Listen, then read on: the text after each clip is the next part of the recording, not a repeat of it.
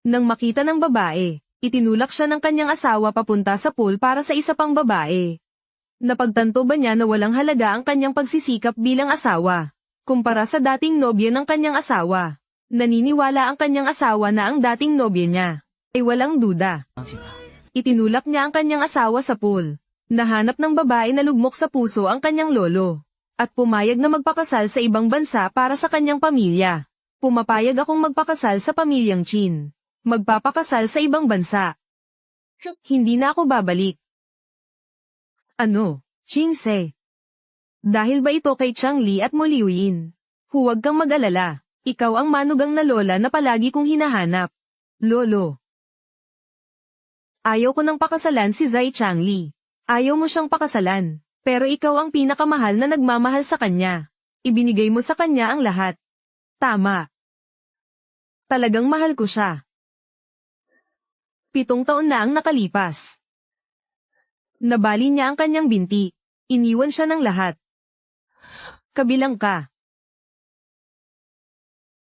Ayaw ng pamilyang Zai ng may kapansanan na tagapagmana. Ipadala siya sa kanayunan. Hindi siya pinapayagang bumalik. Kasama na rito ang babaeng pinakamamahal niya, si Mo Liuyin. Ako lang ang nagsunod sa kanya, para alagaan siya.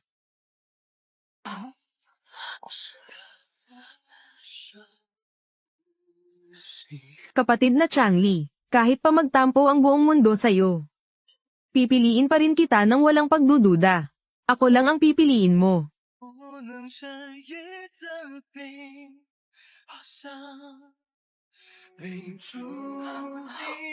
Bumawi ako sa isang bala mula sa kaaway niya para sa kanya.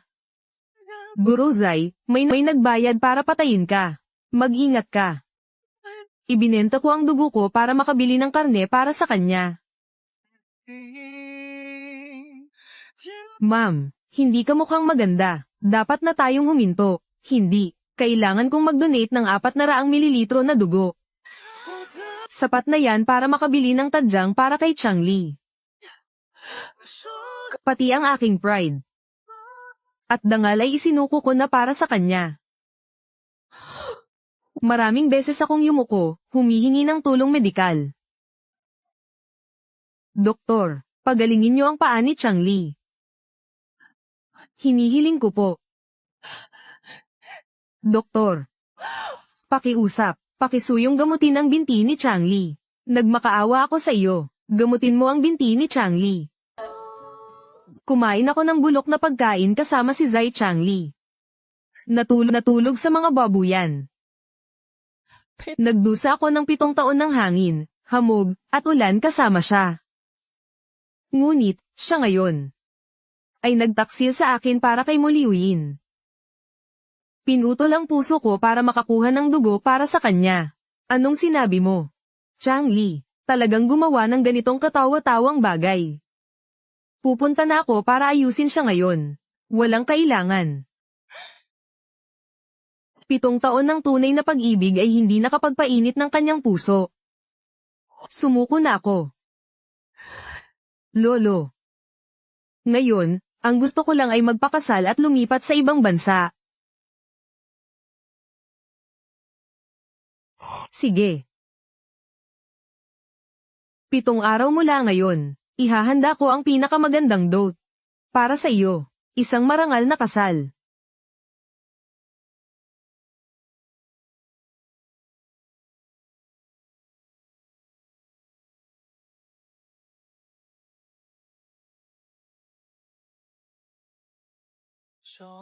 Chings.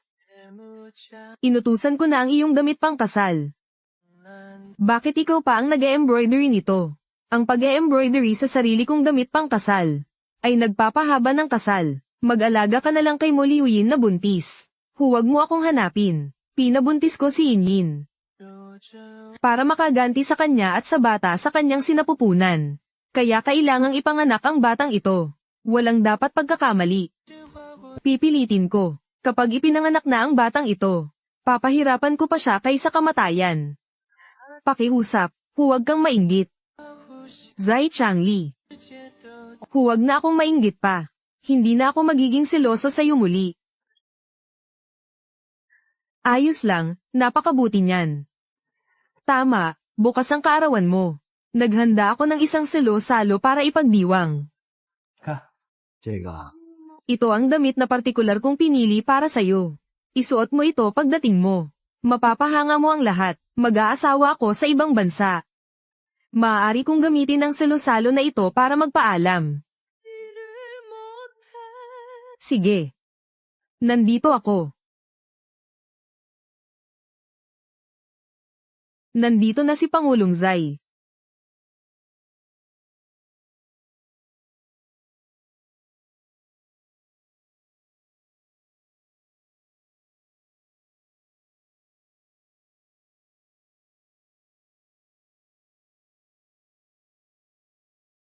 Zai Changli.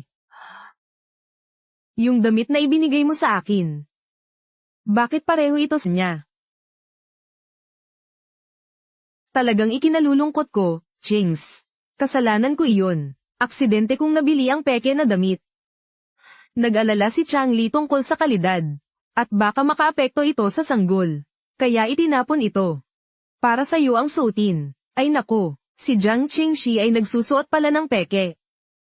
Narinig ko na pinalitan ni Pangulo Zai ang bride. Nang si Mo Liuyin. Mukhang totoo nga, sa huli, buntis si Mo Liuyin. Kaya talagang kawawa si Jiang Qingzer. Kasama niya si Pangulo Zai ng 7 taon. Pero hindi niya nakuha ang tunay na pagmamahal nito. Anong ibig mong sabihin, pirated o hindi? Qingzer, mga bagong damit ito. Sayang namang itapon. Hindi kita tinatrato na outsider. Kaya pinapayagan kitang isuot, pero ngayon ay kaarawan ko. Ako ang host ng handaan na ito.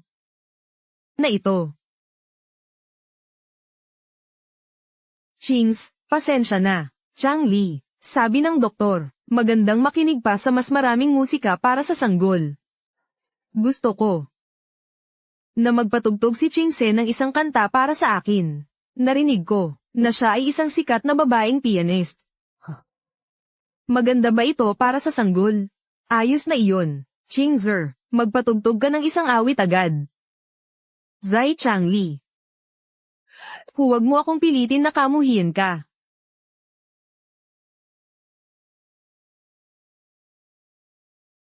Chings.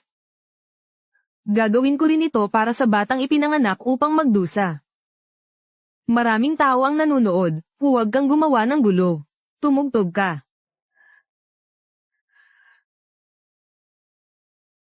Sige. Maglalaro ako.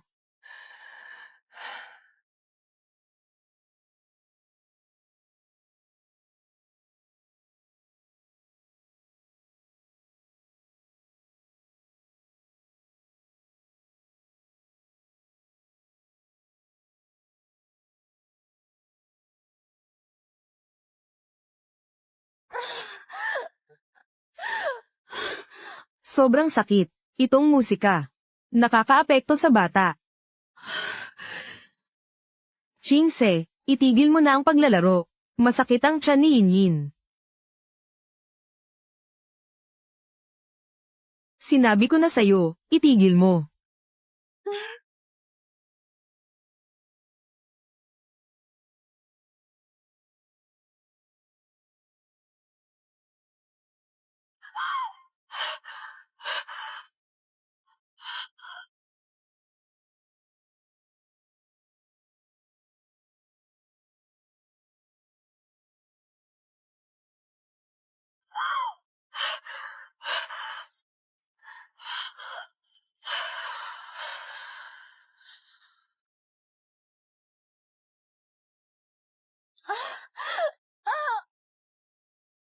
Sobrang sakit.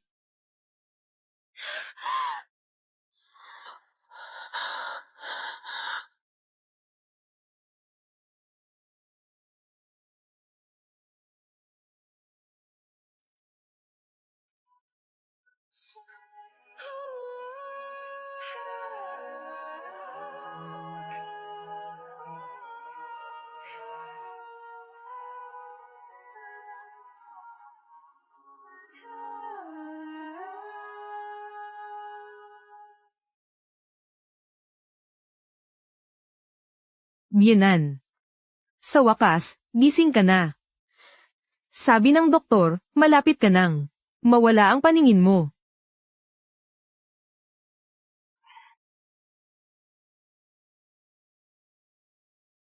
Huwag kang umiyak, Ningning. Masakit ba? Kung masakit, iyakin mo. Huwag mong itago.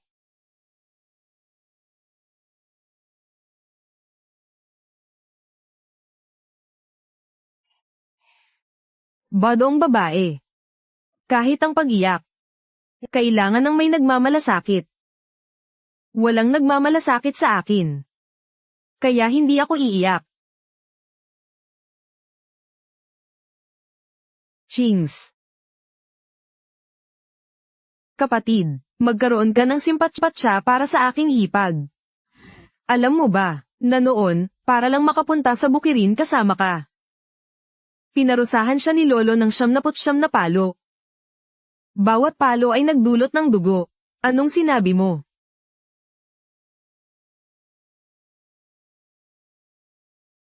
Sinalo ka ni Lolo noon. Bakit niya ginawa yon? Dahil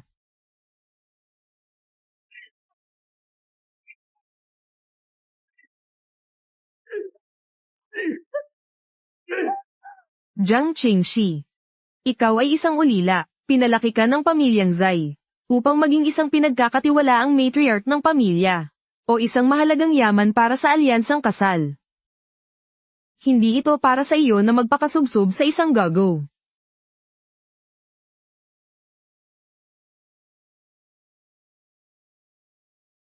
Pasensya na, Chings. Lahat ng ito ay kasalanan ko. Marami kang nagawa para sa akin. Pero ako, para protektahan ang bata sa tiyan ni Yinyin. Ang ibig kong sabihin ay, ang batang iyon ay kapaki-pakinabang pa. Hindi ko sinasadyang saktan ang iyong mga mata. Ganoon ba? Oo, Chingse. Sa loob ng 3 araw, magpapakasal tayo. Mananatili ako dito kasama mo sa mga araw na ito. Hindi ako aalis, ha?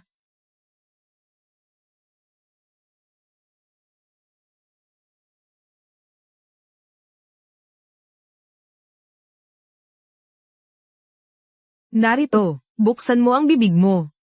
Ah. Ah. Zai Changli. Alok ako sa hipon. Ayos lang. Kumain ka lang ng isa, ayos lang. Narito. Ginoong Zai, si Ginang. Liu Yin ay nahihirapan sa matinding pagduduwal sa umaga.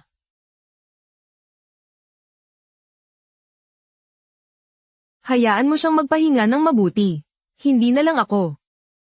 Babisita sa kanya.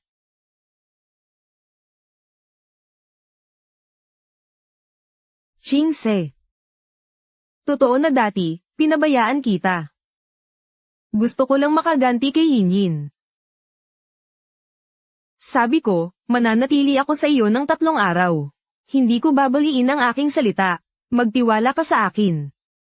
Sige nang, Liu Yin ay may komplikasyon sa pagbubuntis. Na may malubhang pagdurugo. Ano?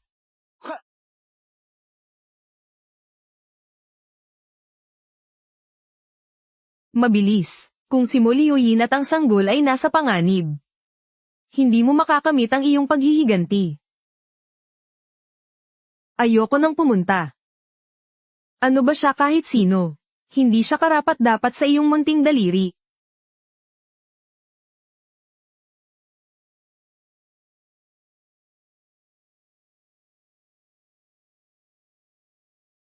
Magsalita ka, Chang Li. Talagang nasasaktan ako. Kung masakit, magpatingin ka sa doktor. Hindi ako doktor.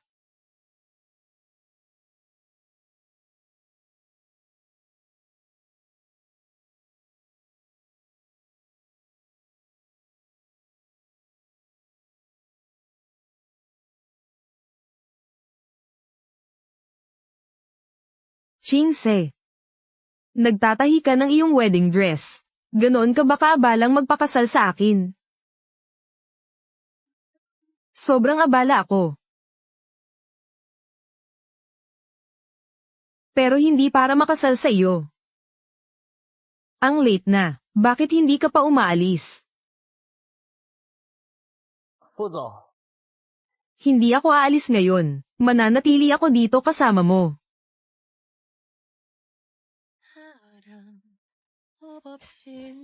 Bahala ka.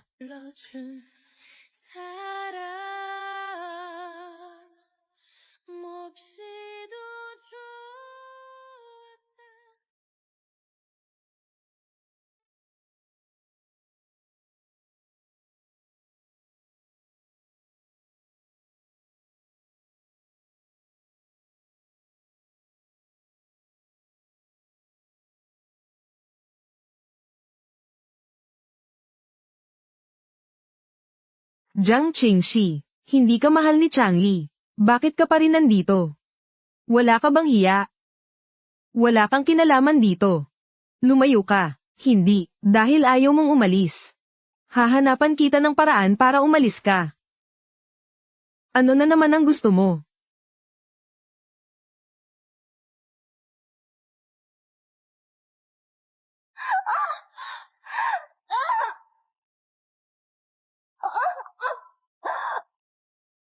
Yin Yin. Yin Yin.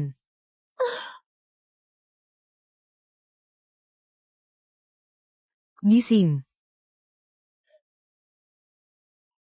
Changli.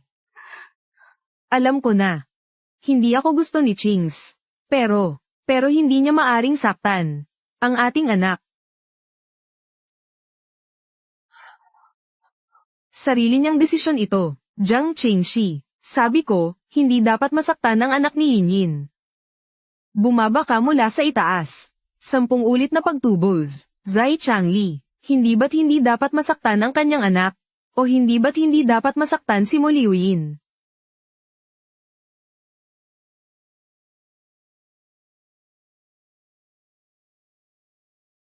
Ang mga nagkakamali ay dapat parusahan. Hindi ka aalis, di ba? Gagawin ko na lang ito mismo. Tara na. Palayain mo ako. Zai Changli, bitawan mo ako. Bitawan mo ako.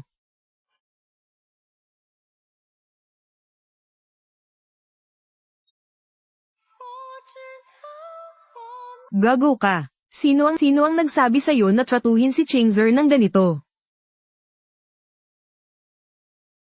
Mga alituntunin ng pamilya Zai. Huwag kang maging masyadong malupit. Siya ang asawa ko. Gusto niyang patayin ang hindi pa ipinapanganak na anak ni Yin Yin. Binibiro ko lang siya.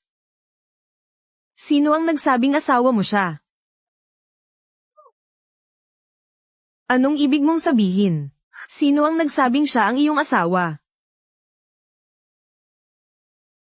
Anong ibig mong sabihin? Chings, hindi mo pa siya nasabihan. Sasabihan ko siya ngayon din. Sasabihan ko siya. Yin Yin. Yin Yin.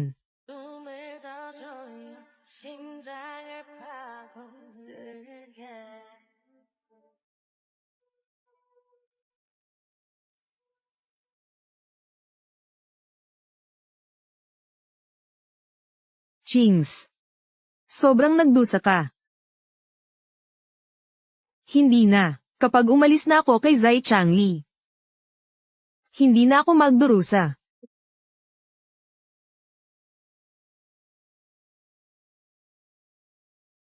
Hipag, finally naitaga na ang daliri ng kapatid ko. Pero ang unang ginawa niya gamit ang kamay na iyon, ay panasa ng luha ni Mo Liuyin.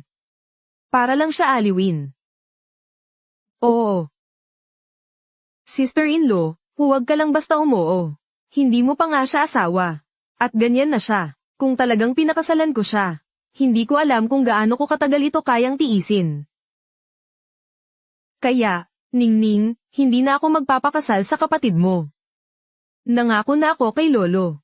Pupunta ako sa ibang bansa para sa kasal. Sa pamilyang Chin. Ano? Isang internasyonal na arranged marriage. Ayos lang yan, hipag.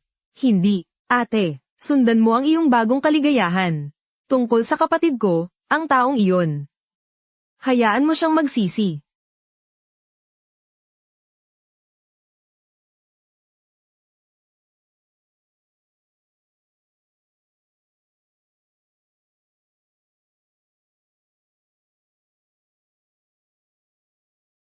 Ang damit pang kasal ay may berda. Oo, bukas. Sasabihin ko kay Yinyin muna. Pumunta ka sa kasal mag-isa. Huwag mong alalahanin, okay? Pagkatapos kong maghiganti, marami pa tayong oras.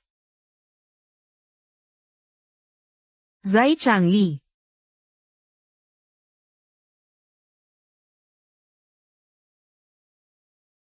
Palem. Chings, kita tayo bukas.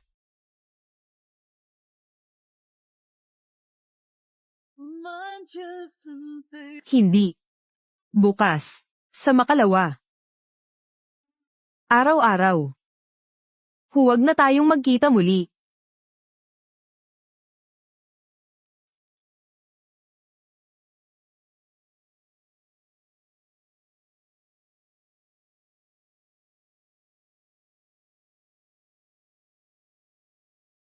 Jiang Qingjia. Nangangako si Chang Li na tapusin ang seremonya at saka ako pakasalan. Sa panahong iyon, gagawin kong hindi siya makabangon mula sa kama bago magtanghali. Ginagawa kang katatawanan. Isang katatawanan. Dahil dyan, Moliuyin. Nanais ko sa inyo ni Zai Changli ang 100 taon ng kaligayahan. Magkasamang nakagapos magpakailanman. Ano ang sinabi mo?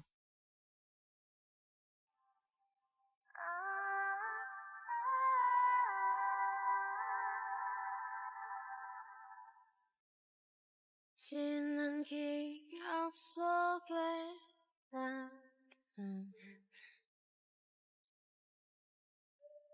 어떤 표정을 하는지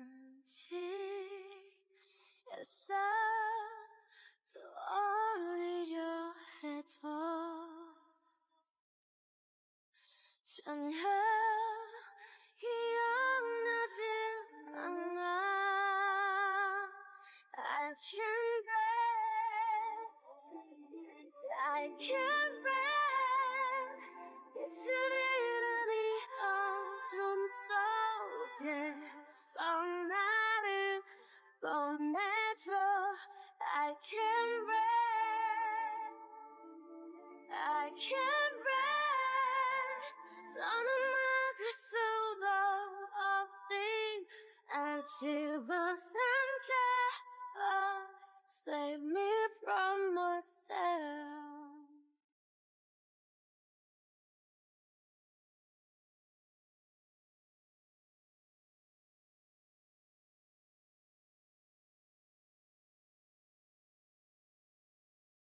Chings. Sinasalita ko. Ako, si Zai Changli, sa buhay na ito ay hindi kita bibiguin. 若为俘虏的正带引黑服从白骨，我坠入满红荆棘的陷阱，曾一度坚信这就是爱情，当目睹你太多事了无。 Basta't mas mabawasan ang sakit ni Yinyin, kahit na ito'y peke. Susubukan ko ito. 我退出心里所有的窃喜，多羡慕你永远对我无情。我的心曾侥幸被逼成伤悲。 Kung gayon, ayon sa mga alituntunin ng pamilya, ikaw ay parurusahan ng doble. Kung nagkamali ka, dapat kang parusahan. 10 ulit na kabayaran.